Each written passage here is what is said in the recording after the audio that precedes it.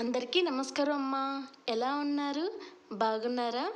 ఈరోజు నేను egg pakodi and egg Manchuria కూడా ఒకేసారి చేస్తున్నాను. చాలా టేస్టీగా ఉంటుంది. ఒకసారి రండమ్మా. ఒక కళాయి తీసుకొని ఒక బౌల్ తీసుకొని ఒక గ్లాస్ నిండా శనగపిండి, ఇప్పుడు టేస్ట్ తగ్గట్టు సాల్ట్, 1/2 టేబుల్ స్పూన్ జీలకర్ర, 1 టేబుల్ స్పూన్ కారం, 1/2 టేబుల్ స్పూన్ పసుపు వేసి ఓవరాల్గా ఒకసారి కలుపుకోండమ్మా. ఇప్పుడు మనం ఒక లూజ్గా ఉండకూడదు, ఇటు టైట్ ఉండకూడదు, కొద్దిగా మనం ఆ మిశ్రమంలో వాటర్ వేసుకొని ఇలాగా మరి థిక్గా ఉండకూడదు, మరి లూజ్గా కూడా ఉండకూడదు. మనం బజ్జీలు వేసేటప్పుడు మనకి కళాయిలో పడేలాగా ఉండాలి. ఆల్రెడీ ఉడికించి పెట్టిన కోడిగుడ్లని ఇలాగ బారుగా కట్ చేసి దాంట్లో వేసుకున్నామ్మా. ఇక మనం ఒక డీప్ ఫ్రైకి సరిపడినంత కళాయి తీసుకుని కొద్దిగా ఆయిల్ వేసుకొని ఇలాగా మీరు చేత్తో వేస్తే నూనె పడుతూ ఉంటాయమ్మా. చక్కగా ఇలా గెరిటితో వేసేసుకోండి. ఇలా ఈ కలర్లో వచ్చిన తర్వాత మీరు తీసేయండి అమ్మా. మంట అనేది ఇటు హై వద్దు, ఇటు లో వద్దమ్మా, మీడియంలో పెట్టండి. ఈ గోల్డ్ షేడ్ వచ్చిన తర్వాత కంప్లీట్గా మనం వేరే ప్లేట్లో సర్వ్ చేసేసుకోవాలమ్మా. అర్థమైందా? మీ దగ్గర ఎంత కలుపుకున్నారో అది మిశ్రమం మొత్తం ఇలా 1 బై 1 మనం అతుక్కోకుండా నీట్గా వేసుకోవాలమ్మా. ఇలా నీట్గా అయిన తర్వాత ఈ కలర్లో వచ్చిన తర్వాత 1 బై 1 తీసేయండి అమ్మా. ఇంతేనమ్మా. ఇక పకోడీ అంటే ఎగ్ పకోడీ ఇలాగే ఉండిద్ది. సరేనా? ఈ ఎగ్ పకోడీ అంటే చాలా ఇష్టం మా ఇంట్లో వాళ్ళు కూడా. సాయంత్రం వేళ ఇలాగే చేసుకుని హ్యాపీగా తినేస్తూ ఉంటాం. ఇప్పుడు మనం ఎగ్ మంచూరియా కూడా వివరంగా చెప్తాను. ఈ పకోడీ చూసారా ఎంత బాగా వచ్చిందో? ఇలా తినేస్తానంటే తినేయనమ్మా. లేదు కొంచెం మంచూరియా కావాలంటే మరి వీడియో చూడడానికి వచ్చేయండి.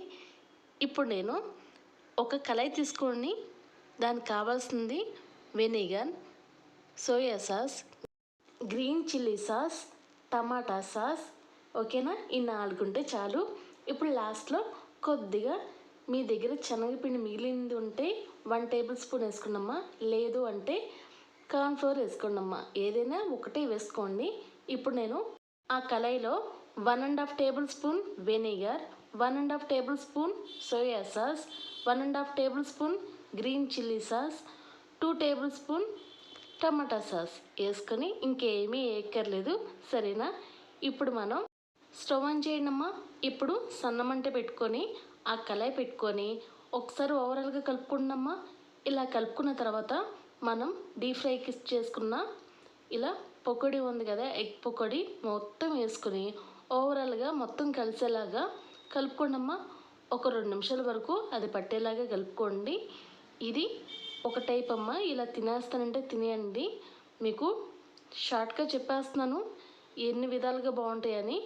లేదు ఇంకొంచెం మాకు జ్యూసీగా ఉండాలంటే ఇక లాస్ట్లో మనం కొద్దిగా శనగపిండి మిగిలింది 1 టేబుల్ స్పూన్ ఉంటే 1 టేబుల్ స్పూన్ కొద్దిగా నీళ్ళు పోసుకుని వేసుకోండమ్మా. లేదు అంటే ఇలా కార్న్ఫ్లోర్ మొక్కజొన్న పిండి అయినా వేసుకోండమ్మా. ఏదైనా 1 టేబుల్ స్పూనే. కొద్దిగా నీళ్ళు ఎక్కువ వేయండమ్మా. ఇక ఇంతేనమ్మా. ముక్క మునిగేలా నీళ్ళు వేసి సన్నమంటే పెట్టండమ్మా, హై వద్దు. ఈ విధంగా దగ్గర పడిన తర్వాత స్టవ్ ఆఫ్ చేసేసుకోండి. ఇంతేనమ్మా. నచ్చిందా? మీ దగ్గర ఉల్లిపాయలు, పచ్చిమిరపకాయలు మీ దగ్గర ఓపిక తగ్గట్టు ఎన్ని ఉంటే అన్నీ వేసుకోవచ్చు. మంచూరియాలో ఏమీ లేదు, సింపుల్గానే ఇలా తేల్చేస్తున్నాను నేను. సరేనా? అండ్ నా ఛానల్ మీకు నచ్చిందా? నచ్చితే ఒక లైక్, షేరు, సబ్స్క్రైబ్. ఇంకా మంచి కంటెంట్ చెప్తానమ్మా. అండ్ థ్యాంక్స్ ఫర్ వాచింగ్ అమ్మా. ఇక దాని మీద కొద్దిగా ఉల్లిపాయలు, నిమ్మకాయ వేసి పిండుకొని తింటే ఉండిద్దమ్మా. అబ్బబ్బబ్బబ్బా, ఎక్సలెంట్గా ఉండిద్ది. మీరు కూడా డెఫినెట్గా ట్రై చేయండి. నేను ఇలా సింపుల్గా తేల్చేసాను.